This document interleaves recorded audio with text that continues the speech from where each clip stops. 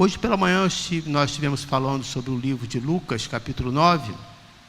Então eu estive falando da primeira parte, né?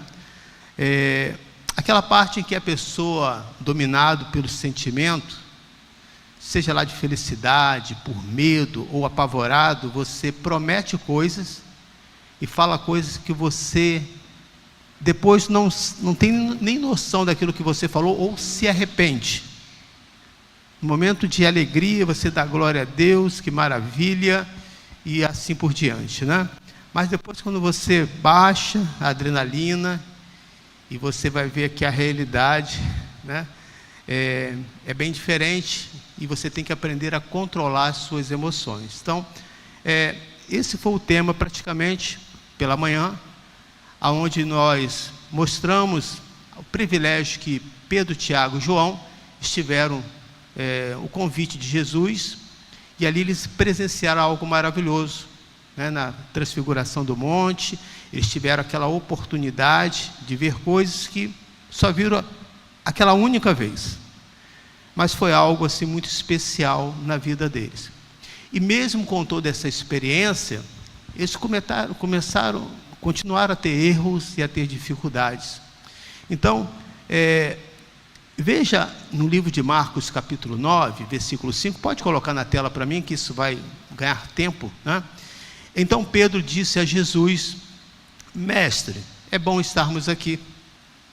Façamos 3 tendas, uma para ti, uma para Moisés e uma para Elias.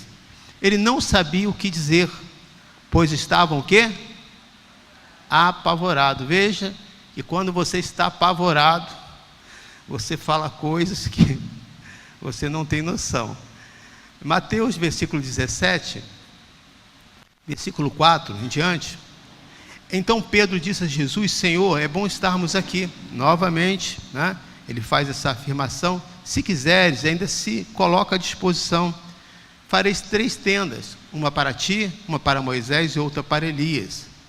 Enquanto ele ainda estava falando, uma nuvem resplandecente o envolveu, e dele saiu uma voz que dizia: Este é o meu filho amado, em que me agrado.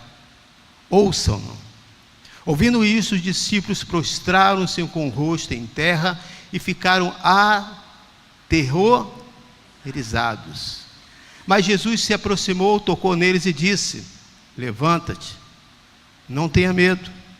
E erguendo eles os olhos, não viram mais ninguém a não ser Jesus, né? Então, Lucas 9, versículo 32, eu pego esse finalzinho para dizer também, fazer uma aplicação. Por mais que você tenha experiência, essas coisas maravilhosas acontecem, né? Não é sempre esse sobrenatural, mas essas coisas passam, e a única coisa que permanece é Jesus. A única coisa. Lucas 9, versículo 32. Pedro e os seus companheiros estavam dominados pelo sono. Acordando subitamente, viram a glória de Jesus e os 2 homens que estavam com ele. Quando eles estavam se retirando, Pedro disse a Jesus: Mestre, é bom estarmos aqui, façamos 3 tendas, uma para ti, uma para Moisés e uma para Elias. Está aqui entre parênteses, né, que é um comentário. Ele não sabia o que estava dizendo. Enquanto ele estava falando, apareceu e os envolveu uma nuvem, né? E eles ficaram com medo e ao entrarem na nuvem. Aí novamente o mesmo texto, né? E aí que nós estamos vendo. Essa partezinha aqui, ó, eles estavam o quê? Dominado pelo quê? Dominado pelo sono, lá no início. Apareceu uma nuvem aqui no versículo 32. Pedro e os seus companheiros estavam dominados pelo sono.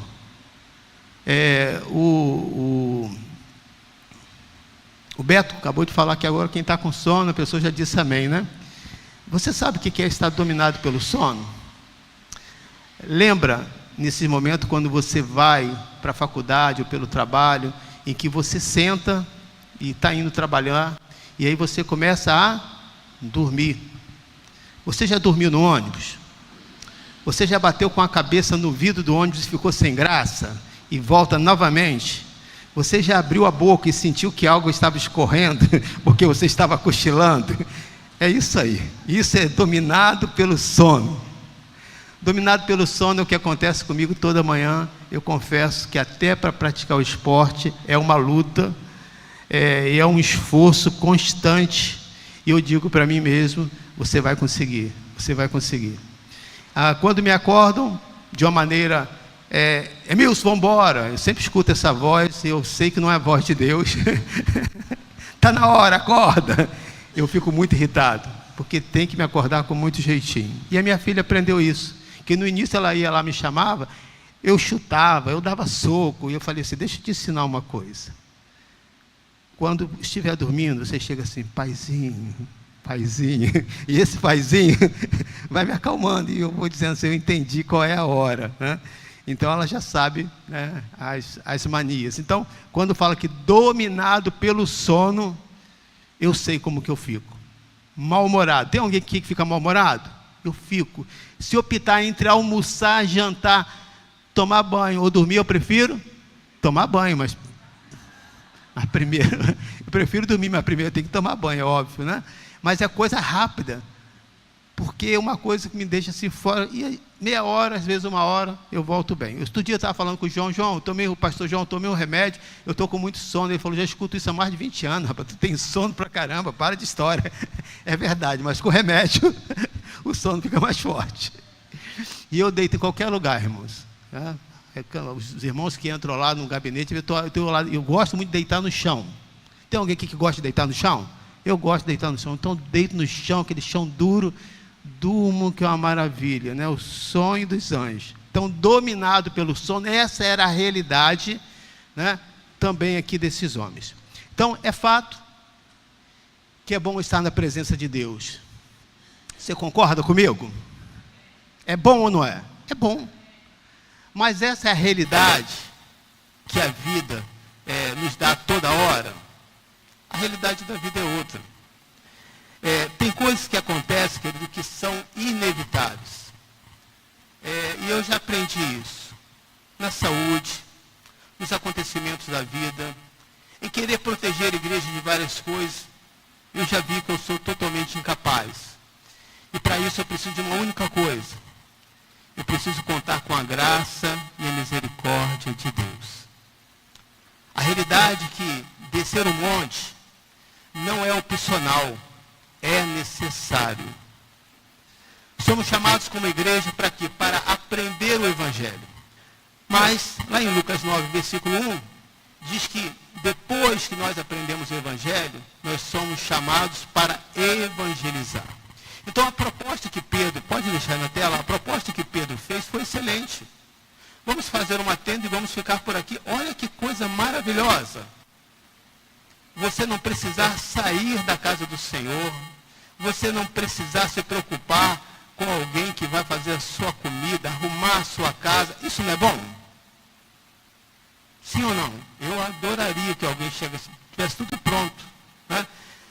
Não preciso ir para casa porque não tem despesa, só estou na presença de Deus. Nós vamos chegar nesse ponto quando o Senhor nos chamar.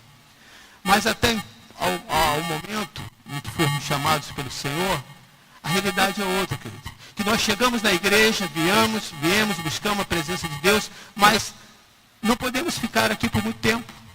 Nós somos chamados para ir para fora. Versículo 1, Lucas 9, reunido os 12, Jesus deu-lhes poder e autoridade para expulsar todos os demônios e a curar doenças. E os enviou a pregar o reino de Deus e a curar os enfermos. Assim, eles saíram e foram pelos povoados, pregando o evangelho e fazendo curas por toda a parte. Então, nós vemos que houve uma ordenança, uma autoridade de Deus. Isso aconteceu. Mas teve um caso que não foi resolvido. E é esse caso que nós vamos estar tratando para mostrar o que é a realidade de descer o monte. A verdade é que quando experimentamos o sobrenatural de Deus, querido, nós não queremos voltar e encarar a realidade da vida. Por quê? Porque a realidade da vida é difícil. A realidade da vida, querido, requer muito esforço. A realidade da vida requer muita insegurança, não tem nada certo. Não tem nada que você possa dizer, isso aqui é garantido. Não tem como. Querendo ou não, o dia seguinte, ele chega para todos nós. Versículo 37 vai dizer assim: no dia seguinte. Eu estou mais rápido que você, hein? No dia seguinte, quando desceram do monte, uma grande multidão veio ao encontro deles. Eu posso ter a companhia de vocês para estar lendo comigo todos juntos? No dia seguinte,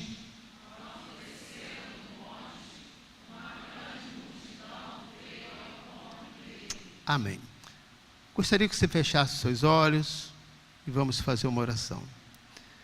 Senhor, que nesta noite seja pregado não todo o esboço, não tudo aquilo, Senhor, que eu preparei, mas aquilo que o Senhor tem para o teu povo nesta noite. Que a tua palavra possa falar, que venhamos a ser confrontados pela tua palavra e entender que é bom estar na tua presença, que é bom te louvar, como vamos fazer essa semana, que é bom estarmos orando, mas não fomos chamados apenas com esse propósito. O maior propósito de todo cristão é de ir e pregar o Evangelho. Por isso nós, como esses discípulos, precisamos descer o monte, encarar os problemas e a realidade da vida, acreditando que aquilo que for incapaz e fugir do nosso controle, o Senhor há de nos ajudar. E se você crer nisso, dê glórias ao Senhor. Amém. Então, o dia seguinte, chega para todo mundo. Eles não puderam. A proposta de Pedro não colou para João, para Jesus. Ainda que João e Tiago tivessem concordado com eles, ficando em silêncio. Uma vez que você fica em silêncio, você está concordando. Mas Jesus sabia qual era o chamado dele. Ele sabia que não estava ali para ficar simplesmente neste momento de oração na presença do Pai. Ele tinha uma missão. E é essa missão, querido, que nós precisamos estar atentos. Precisamos descer o monte. Precisamos estar perto das pessoas. Precisamos ouvi-las. Precisamos socorrer os necessitados, em busca daqueles que não têm a fé ainda suficiente, ou que têm uma fé totalmente distorcida do que a fé cristã. Ou seja, precisamos ter a prática de vida cristã. Precisamos descer o monte, precisamos ir ao encontro dos necessitados. Não podemos fazer vista grossa para isso. E essa é a realidade de muitos, que está aí no versículo 38. Diz que um homem bradou, ou gritou: mestre, rogo-lhe que dê atenção ao meu filho, pois é o único que tem. Ele chama a atenção de Jesus com essa fala. Veja que ele está no meio de uma multidão, em que houve curas, houve milagres, porque os discípulos já tinham ido para todos os lugares. E aí ele começa a contar, não dá tempo para que ninguém entre, nem que Jesus tenha uma outra fala, e diz: um espírito domina. De repente ele grita, lança em convulsões e faz espumar, quase nunca o abandona e o está destruindo. Esse versículo, querido, em algumas igrejas são interpretado errado, onde muitos que sofrem de epilepsia é confundido com o estar endemoniado, né? Eu, que já tive muitas, né, crises convulsivas, sei o que é passar por isso, quando você está em um local onde a pessoa não tem o conhecimento da palavra, e mesmo você sendo cristão, acha que você ali está endemoniado. Fica tranquilo, querido, que essa cura, assim como Deus fez na minha vida, vai fazer também na sua. Então, ele conta o relato da sua dificuldade.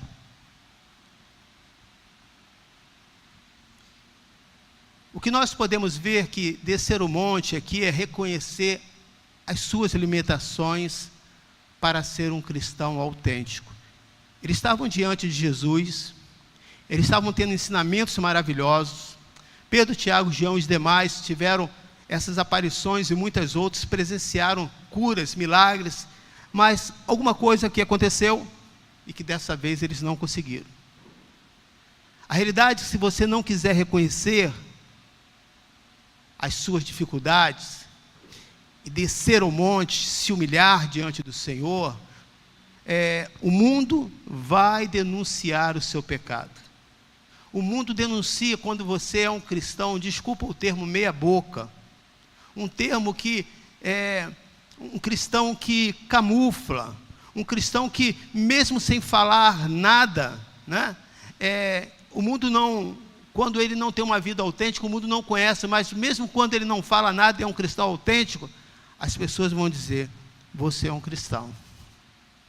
Então, ele denuncia a sua vida com Deus quando não te reconhece, mas também ele declara a sua vida com Deus quando de fato você assim o tem. Então, a primeira denúncia dos discípulos vai acontecer, que até então, tudo estava dando certo, ou estava sob a responsabilidade apenas de Jesus. Veja aí no versículo 40, roguei aos teus discípulos que o expulsassem, mas eles não, o quê? Não conseguiram. Quando acontece algo em que você não consegue fazer, você fica tranquilo? Você fica bem? Você fica indignado? Ou você diz, isso é assim mesmo? Ou isso sempre acontece comigo? Eu sou incapaz, né? Então Deus vai trabalhando aí a vida de cada um. Enfim, aqui nessa situação há uma denúncia. E o pai dessa criança, desesperado em querer curar, né, o seu filho, vai dizer, olha, seus discípulos não conseguiram. Falaram em nome de Jesus, usaram unção com óleo, que eu estou usando a minha imaginação. Colocaram o lencinho, fizeram 7 dias de oração, né, rodearam em volta, é por causa disso, é por causa de maldição, seja lá o que for, né? Não conseguiram.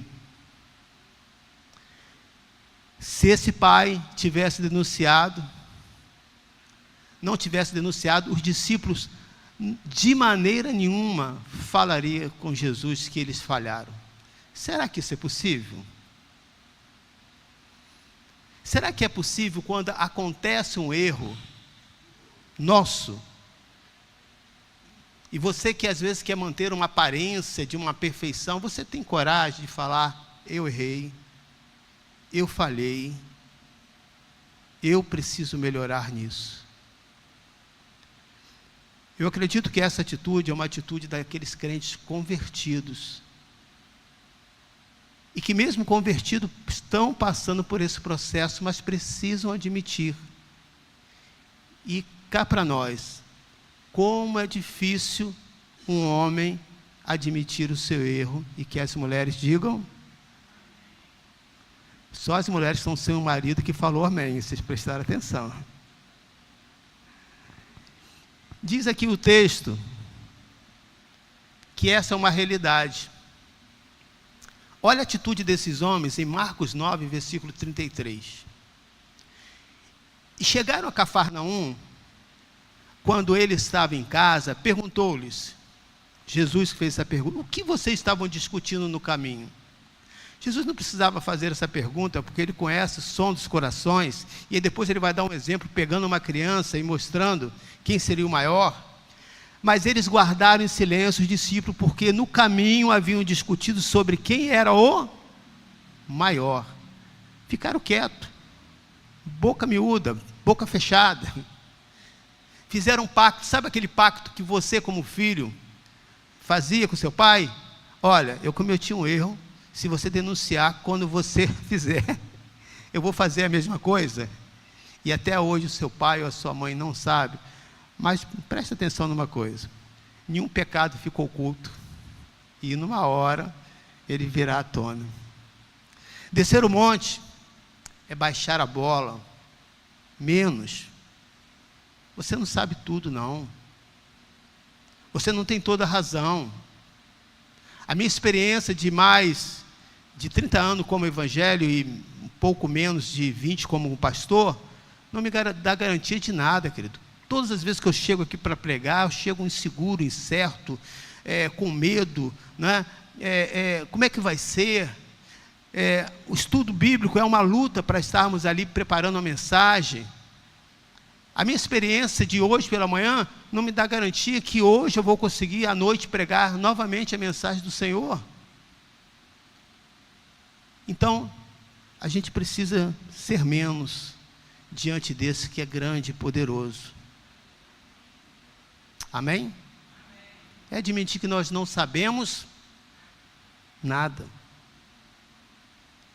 Que há muita incredulidade na nossa vida. E que temos um coração perverso. Pastor, eu sou um crente, lavado pelo sangue, como você pode falar isso? Eu estou falando o que está na Bíblia.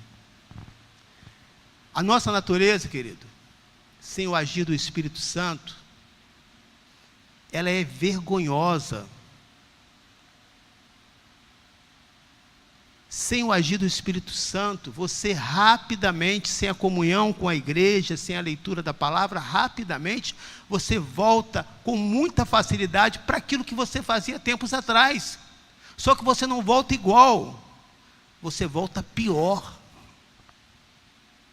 Porque agora você volta consciente do seu pecado. Em Lucas 9, versículo 51, veja, esses homens, dentre esses, Tiago e João, que tiveram essa experiência maravilhosa junto ali com Pedro, veja a atitude deles. Versículo 51, aproximando-se o tempo em que seria elevado ao céu, Jesus partiu resolutamente em direção a Jerusalém. E enviou mensageiros à sua frente, indo estes, entraram num povoado samaritano para lhes fazer os preparativos, né? Enviou mensageiros, possivelmente Tiago e João estavam à frente dessa comitiva. Versículo 53, mas o povoado dali não o recebeu, porque ele se dirigia para Jerusalém. Nós já sabemos toda a história do samaritano com o povo judeu. E olha o comentário desses dois homens que tiveram essa experiência maravilhosa. Ao verem isso, os discípulos Tiago e João perguntaram, veja o coração deles maravilhoso que são: Senhor, queres que façamos cair fogo do céu para... sabe quem falou isso? Não foi ninguém da esquerda, não. Tiago e João, discípulo de Jesus. Eram aquelas pessoas mais íntimas que tinham privilégio. O que nós podemos ver, querido, que mesmo que você tenha experiências maravilhosas no passado, você precisa continuar caminhando e permitindo que o Senhor trabalhe na sua vida. Há muitas coisas ruins, há muitas coisas que Deus não tira e não trata por nossa permissão mesmo. Mas eu sei que você quer ser tratado com o Senhor e vai dar glórias ao Senhor nessa noite. Eu quero, querido. A cada dia eu digo para o Senhor, a minha mente ainda é muito suja, o meu coração ainda é muito perverso. Me ajuda, Senhor. Me ajuda. Veja o comentário de Jesus no versículo 55 de Lucas 9. Era grande oportunidade para Jesus mostrar o seu poder, para mostrar para os discípulos que eles tinham autoridade, podia fazer o que quiser. Não, nós não podemos fazer o que quiser, porque temos o conhecimento da palavra.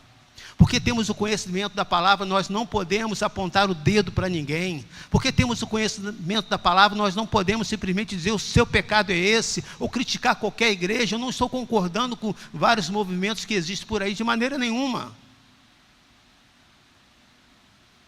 Mas qual é o nosso papel? Versículo 55. Eu quero encontrar aqui seguidores de Jesus. Eu não quero que ninguém seja o meu seguidor, porque eu não sou o melhor exemplo para você. O melhor exemplo que eu acredito se chama Jesus Cristo. eu vou falhar como você, eu vou cometer erros, infelizmente, como você, mas eu sei aonde eu quero chegar. Eu quero estar com Jesus, irmãos, porque eu não vejo nada neste mundo de bom para permanecer aqui, a não ser viver para o reino de Deus. Jesus, voltando-se, os fez o quê? Oh, meus filhos, vocês estão com toda razão, vocês é o cara, vai lá, arrebenta, critica mesmo, vai lá, diz lá o Senhor, mas olha para dentro de você. Jesus repreendeu: vocês não sabem de que espécie de espírito são. Esse aqui é um outro assunto. Pois o Filho do Homem não veio para destruir a vida de quem? Dos homens, mas para salvá-los, e foram para outro povoado. Se eu não posso trazer a mensagem da cruz para você, para trazer paz, eu não tenho o direito de apontar os seus erros. Por quê? Porque nada que eu fale vai fazer mudar a sua cabeça, vai fazer mudar os seus hábitos. Eu tenho que te convidar, eu tenho que insistir em você. Vamos lá, querido. Será que esse é o caminho que você está andando é o correto? Será que isso não está desviando você? Eu posso lançar perguntas, mas afirmar eu não tenho esse direito. Veja, ele diz claramente: o Filho do Homem não veio para destruir a vida dos homens. A nossa posição, querido, como líderes, é de trazer paz, é de trazer calma. Pastor, isso está acontecendo na minha casa, a situação está assim. Calma, vamos orar por você. Descer o monte é se colocar no lugar daquela família e dizer: como eu estaria nessa situação, irmãos? Como eu me sentiria se eu recebesse uma palavra dizendo: esse é o seu erro? Eu ficaria pior.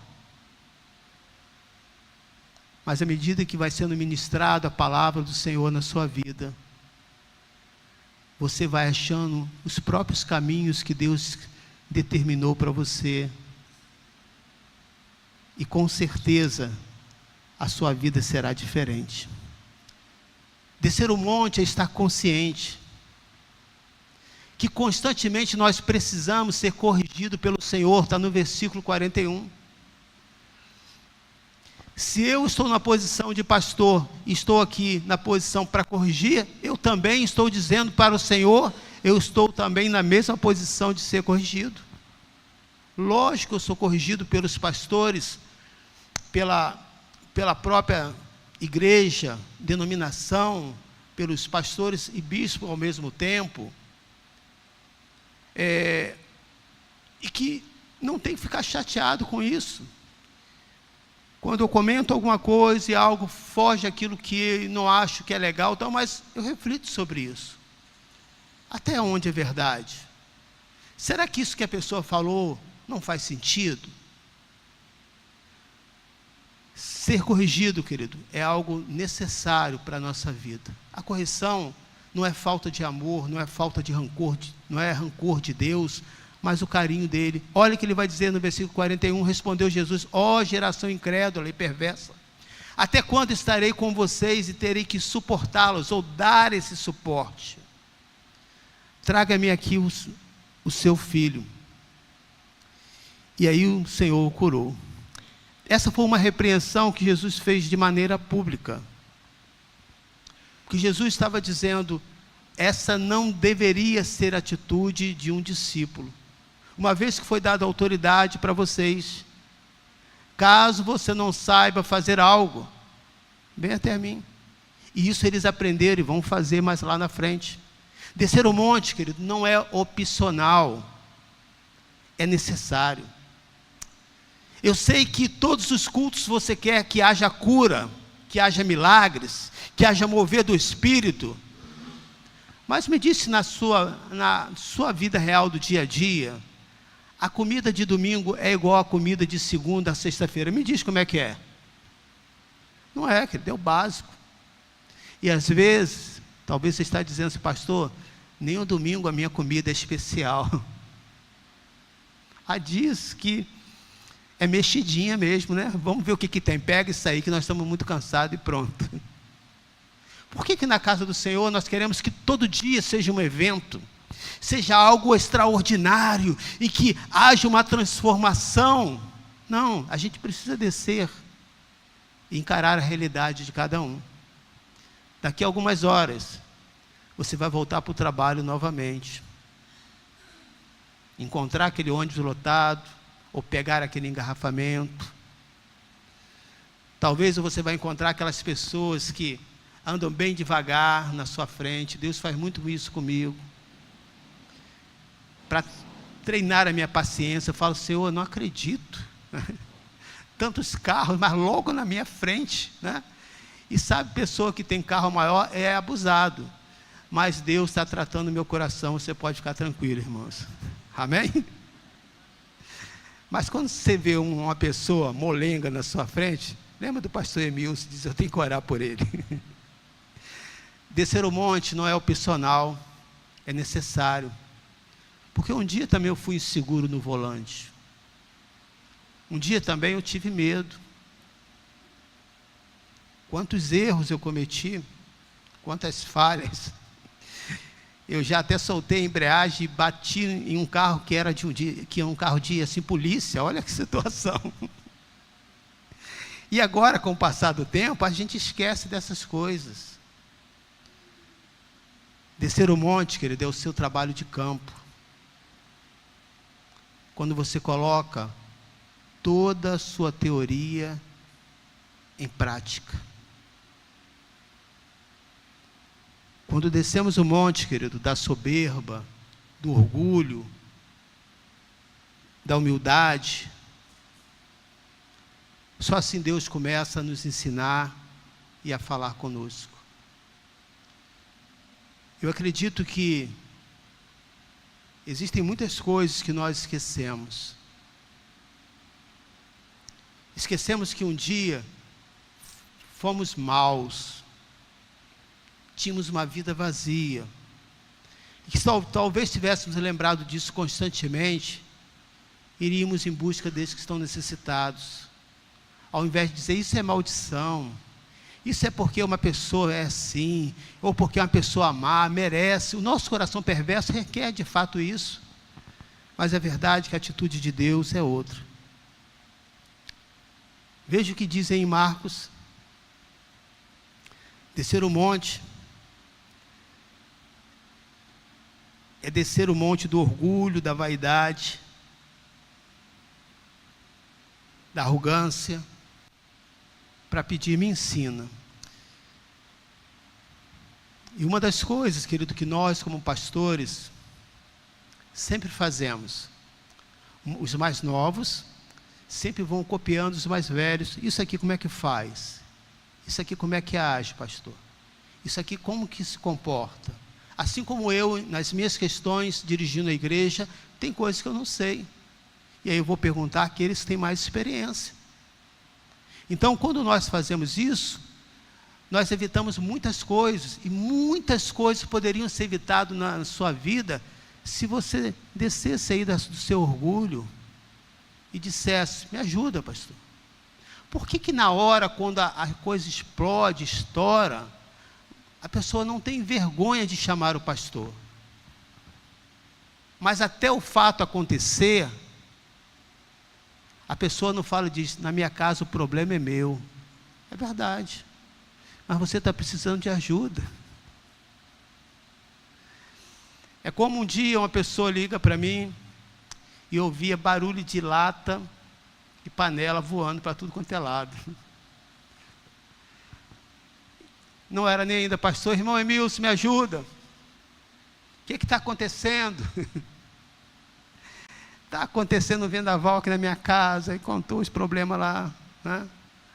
Dá para você vir aqui? Eu falei, vou não. Se amanhã você estiver vivo, eu vou na sua casa, mas hoje não. Eu vou orar por você. Não tinha como, o ambiente estava muito tenso naquela família, muito pesado, e assim no outro dia eu fiz. Mas esse problema, às vezes, não aconteceu naquele dia, já vem há anos. Por que não resolver, irmãos? Nós entramos num nível, né? Dizer, não, somos os melhores. Eu aprendi isso na denominação e aprendi isso com muita dificuldade. Eu sempre achava que a nossa denominação era melhor. E aprendi essa palavra, tudo tem que fazer por excelência. Então eu gravei essa parte excelência como sendo o melhor de todos. Mas à medida que eu fui crescendo na fé, amadurecendo, eu vi que a família Nova Vida também tem os mesmos defeitos de qualquer outra denominação. Mas é a minha família, irmãos. É o povo que me acolheu. É o povo que abriu a palavra de Deus para a minha vida. E que prega, na medida do seu possível, das suas limitações, a mensagem do reino. E aí eu comecei a olhar para outros irmãos da fé de maneira diferente. Eu fui saindo desse topo e fui descendo e dizendo, Senhor, me ajude. Versículo 28, depois de Jesus ter entrado em casa, eles não falaram isso de maneira pública. Marcos 9, versículo 28, acompanha na tela, por favor. Seus discípulos lhe perguntaram em particular. Não deixa que ninguém saiba, mas só para nós. Por que nós não conseguimos expulsá-lo? Ele respondeu, essa espécie só sai por meio de oração e jejum. Em Mateus 17, no versículo 20, a resposta que está em Mateus, completa. Diz assim, Mateus 17, versículo 20, Jesus respondeu, porque a fé que vocês têm é pequena. No versículo 21, ele vai reforçar, isso precisa de oração e jejum.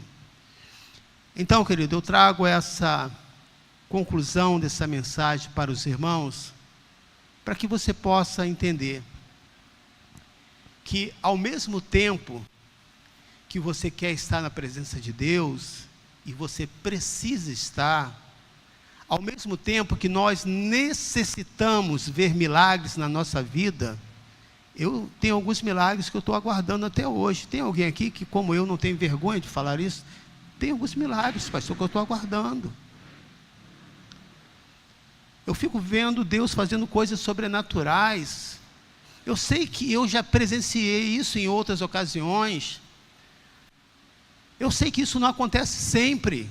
Não vai acontecer sempre. Jesus, não todas as vezes que subia lá, e ele se transfigurava lá, e as pessoas, e Pedro falava, vamos ficar aqui. Não. Mas eu quero ver Deus fazendo milagres na sua vida. Eu quero, irmãos. Eu quero ouvir testemunho de cura aqui, dizendo, pastor, Deus me curou, e está aqui a prova. Eu quero ouvir pessoas que dizem assim, pastor, eu era frio na fé. Eu vim à igreja, mas não queria nada com Deus, mas neste dia, seja lá qual pastor que esteja aqui pregando, isso é o menos relevante, eu tive um encontro com o Senhor, e os meus olhos foram abertos, que tipo de vida eu estava vivendo, aleluia! Eu quero e tenho pedido a Deus que haja milagres na sua vida, porque elas são necessárias, mas a vida não é só milagre, querido. O dia a dia, você não fica feliz o tempo inteiro. O dia a dia, você precisa descer a realidade da sua vida e ver que você precisa ser corrigido. Olhar para os necessitados, parar de olhar para si mesmo e ver que tem muitas coisas para fazer. Ao trazer essa mensagem, o que Deus falou com você nessa noite?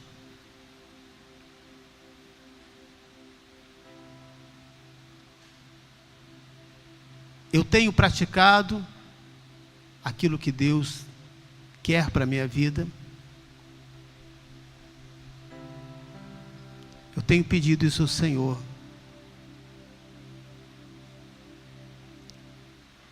que você possa voltar ao primeiro amor. Seja um cristão que pode andar nesse mundo sujo, mas a sua veste não se contamina. O máximo que pode acontecer é uma poeirinha, você vai bater assim, ó,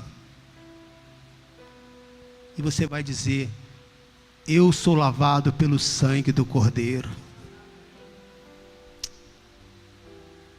Que Deus nos ajude, querido, fazer aqui desse lugar um local onde possamos ter um encontro com a presença de Deus. E que você nunca queira sair da presença dela. Mesmo quando descemos um monte, vendo que a realidade da vida é outra. Eu quero orar pela sua vida. O dia seguinte vai chegar para você daqui a pouco, quando você voltar para sua casa. Eu quero pedir que você fique de pé.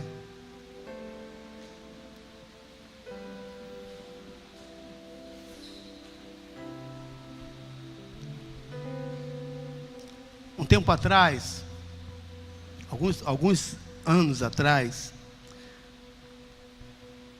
nós tínhamos uma excelente equipe de assim obreiro, em que eu e o pastor João dirigíamos. Não aqui nessa igreja local. A equipe era muito boa, mas acontecia algo, que o pastor de púlpito, no término do culto, ele já tinha saído, e quando ele olhou pela câmera e viu o que estava acontecendo, ele voltou e chamou a atenção dos obreiros, e eu era responsável por essa equipe. Eu me senti envergonhado e ao mesmo tempo falei assim: mas uma coisa tão simples, o que esses obreiros faziam? Terminou o louvor, já saia apagando a luz. Aqui no caso, é que nós estamos fazendo aqui para o momento do louvor, tá bom? Mas apagar mesmo com um único propósito, para as pessoas irem embora. Isso é educado, irmãos? Não, é falta de educação, é falta de sensibilidade. Porque aquelas pessoas, muitas delas, aquele momento era um momento de paz, porque ela sabia que ao voltar para casa ia encontrar marido, filhos bêbados, ambiente pesado onde mora, com vários familiares, e aquilo ali ainda era o último minuto de oásis da vida dela. Cada momento que nós estamos aqui é esse momento quando Jesus nos chama para orar, mas nós precisamos ir embora daqui a pouco, voltar para a realidade da vida. E eu quero orar para que essa presença possa te acompanhar. Eu quero que você erga sua mão e cante esse louvor junto com a irmã Érica.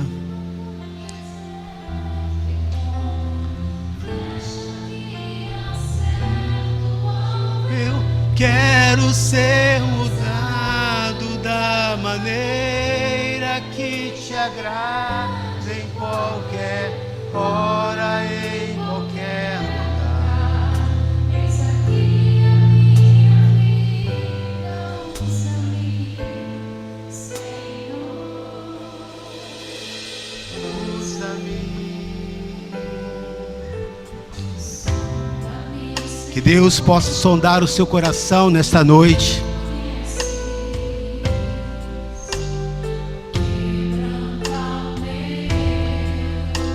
Que haja uma mudança na sua vida.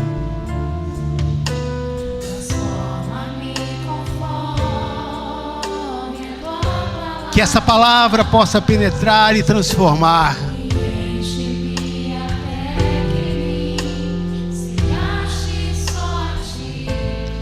Então,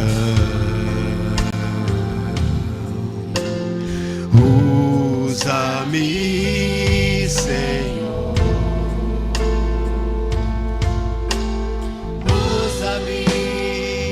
Como o farol que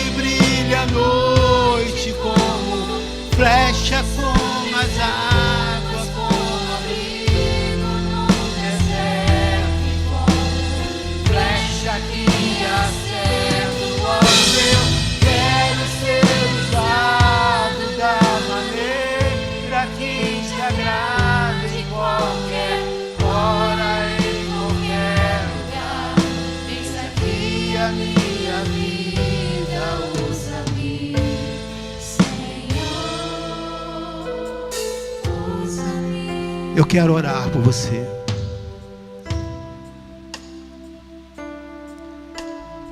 Voltar para a realidade da vida traz medo, irmãos. Será que eu vou conseguir, pastor? Com Jesus você vai conseguir. Será que eu não vou cometer os mesmos erros? Talvez seja possível. Mas o Deus que faz milagres vai corrigir o teu coração,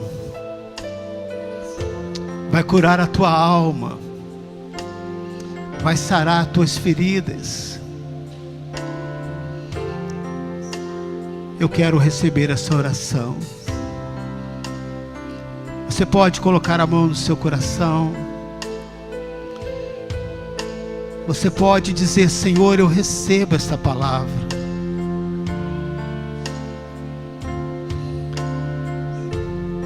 Eu não posso ter esse olhar altivo sem antes olhar para a minha vida e ver o que o Senhor fez na minha vida. Mas eu sei que eu não sou mais aquele homem ou aquela mulher com aquela mesma natureza. Mas ainda há esse ódio, como demonstrado aqui por Tiago, por João. Quer que eu acabe com todo mundo? Isso não vai transformar ninguém, querido. Mas Jesus disse: não. Você não sabe qual o espírito que está ali. O Filho do Homem não veio para destruir. Jesus não tem prazer de colocar as tuas mãos para te penalizar, porque o próprio pecado já é a maior penalidade que nós temos, a acusação na nossa mente, meu irmão. Mas o Senhor Jesus veio para te salvar da perdição. Ele quer reinar na sua casa.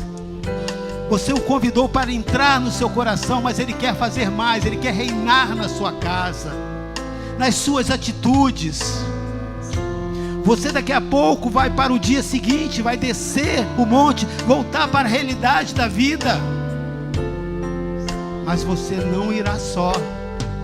Que a graça, que a bondade do Senhor esteja com você. Que Deus conceda a você sabedoria. Se você crê, glorifica o Senhor.